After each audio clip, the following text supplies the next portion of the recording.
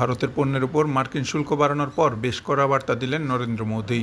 কৃষক ও জেলেদের স্বার্থে ভারত কারোর সঙ্গে আপোষ করবে না বলেও জানিয়েছেন তিনি। বৃহস্পতিবার নয়াদিল্লিতে আয়োজিত এক অনুষ্ঠানে শুল্ক যুদ্ধ প্রসঙ্গে এমন মন্তব্য করেন মোদী। ভারত যুক্তরাষ্ট্রে বিভিন্ন ধরনের কৃষিপণ্য রপ্তানি করে, আর এই খাতেই ট্রাম্পের আরোপিত শুল্কে সবচেয়ে বেশি ক্ষতির মুখে পড়তে যাচ্ছে।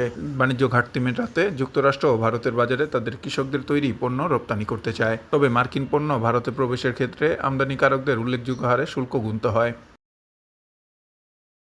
এর আগে ভারতের উপর 25% শুল্ক আরোপের ঘোষণা দেয় ট্রাম্প প্রশাসন। এরপরও ভারত রাশিয়া থেকে অপরিশোধিত তেল কেনা বন্ধ না করলে শুল্ক আরও বাড়ানোর হুমকি দেন ট্রাম্প।